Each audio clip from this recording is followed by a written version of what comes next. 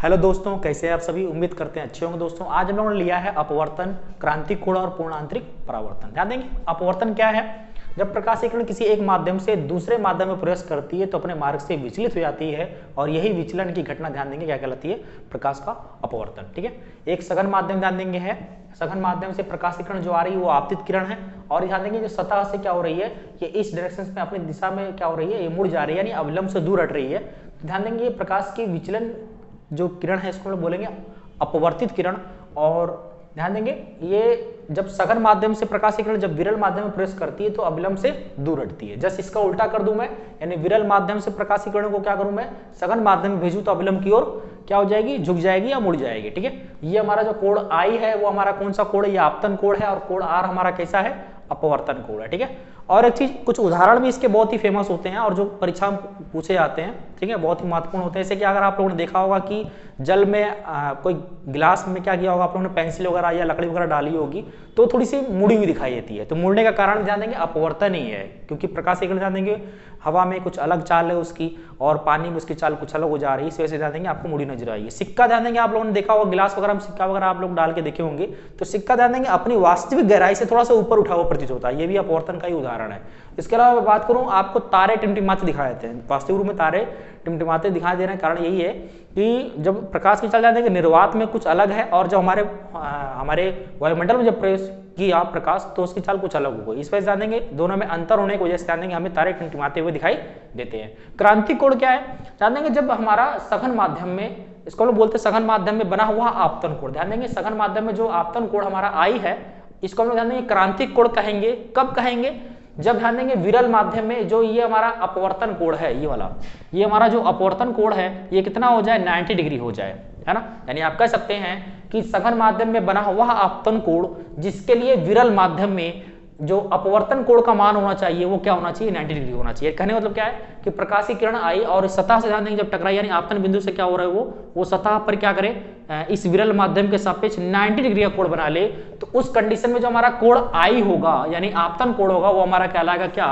क्रांतिक कोण कहलाएगा। ठीक है, इसके लिए कंडीशन क्या होनी चाहिए, साइन आई। साइन आई ध्यान देंगे हमारा जो होगा क्या कहलाएगा, क्रांतिक कोण यानी सी कहलाएगा। और आर यानी अपवर्तन कोण हमारा कितना होना चाहिए, 90 डिग्री होना चाहिए। आगे देख लेते हैं, अगर आप लोगों ने अपवर्तन पीछे पढ़ा था, अपवर्तन के दो नियम मैंने बताया था। इससे मैंने बताया था आपतित किरण और अपवर्तित किरण और आपतन बिंदु पर अविलंब तीनों एक ही तल में होते हैं। और मैंने बताया था कि sine i upon sine r यानी आपतन कोण की ज्या और अपवर्तन कोण की ज्या हमेशा नियतांक होती है, यानी कांस्टेंट होती है और उसे हम लोग अपवर्तनांक वगैरह भी कहते हैं। ठीक है, मैंने बताया था कि sine i upon sine r, यहाँ पे ध्यान देंगे साइन आई की वैल्यू जो है साइन सी रख दिया, आर की साइन 90 रख दिया। और ध्यान देंगे प्रकाश की किरण कहाँ से कहाँ जा रही है, आप लोग याद रखिएगा क्रांतिक कोण में सघन माध्यम से विरल माध्यम में प्रवेश कर रही है, यानी ग्लास टू एयर जा रही है। ठीक है, उसके अलावा आप लोग का फॉर्मूला क्या बन जाएगा, sine c equal to g n a, क्योंकि साइन 90 की वैल्यू 1 होती है। ठीक है, उसके अलावा अगर मैं बात करूं तो इसको हम लोग इनवर्स कर सकते हैं। अगर मैं क्या करूं, एयर टू ग्लास कर दूं तो 1 अपॉन हो जाएगा साइन सी। ठीक है, sine c equal to 1 upon a n g आप कह सकते हैं। ठीक है, उसके अलावा टोटल इंटरनेट रिफ्लेक्शन क्या होता है, पूर्णांतरिक परावर्तन। ध्यान देंगे इसमें जब प्रकाश, ये जो आपतन कोण है हमारा यानी सघन माध्यम देख रहे थे ना कि हम जैसे क्या कर रहे थे, इसको बढ़ा रहे थे तो क्या हो रहा था, 90 डिग्री बन जा रहा था। अब मैं क्या करूं, इसी आपतन कोण को मैं और क्या करूं, इस प्रकाश किरण को आपतन कोण जो है ये हमारा आई, इसको मैं क्या करूं और बढ़ाऊं। जैसे जैसे बढ़ाऊंगा ये प्रकाश की किरण क्या होगी, ये सतह से भी नहीं जाकर के क्या करेगी, ऊपर की ओर भागेगी और क्या करेगी, ये जिस माध्यम में प्रकाश की किरण है उसी माध्यम में क्या हो जाएगी, पूरी तरह से परावर्तित हो जाएगी। इसी को बोलते हैं पूर्णांतरिक परावर्तन। और फिर से देखेंगे, जब मैं क्या कर रहा हूं, इस आपतन कोण के मान को धीरे धीरे क्या कर रहा हूं, इसको मैं झुका रहा हूं और झुकाने के पश्चात क्या होगी, प्रकाश की जो किरण है वो पूरी तरह से क्या हो जाएगी, सघन माध्यम में क्या हो जाएगी, रिटर्न हो जाएगी। इसी को हम लोग बोलते हैं पूर्णांतरिक परावर्तन। देखिए यहाँ पे फिगर में मैंने आपतित किरण आई और इस जो आपतन बिंदु पर क्या हो रही है, टकराने के पश्चात वो क्या हो जा रही है, पूरी तरह से सघन माध्यम में रिटर्न हो जा रही है। इसी को बोलते हैं पूर्णांतरिक परावर्तन। यानी आप कह सकते हैं कि प्रकाश की किरण का सघन माध्यम से विरल माध्यम में जब जाती है तो क्या होता है, आपतन कोण का मान कहीं ना कहीं क्रांतिक कोण से अगर ज्यादा हो जाए तो क्या हो जाएगी, पूरी तरह से प्रकाश की किरण उसी माध्यम में रिटर्न हो जाएगी। इसी को बोलते हैं पूर्णांतरिक परावर्तन। ध्यान देंगे पूर्णांतरिक परावर्तन से कुछ उदाहरण बहुत ही इंपॉर्टेंट होता है, जैसे कि रेगिस्तान में जो मरीचिका वगैरह बनती है, या फिर आप लोगों ने देखा होगा कि कटा हुआ जो कांच होता है वो ज्यादा चमकता है। क्यों? क्योंकि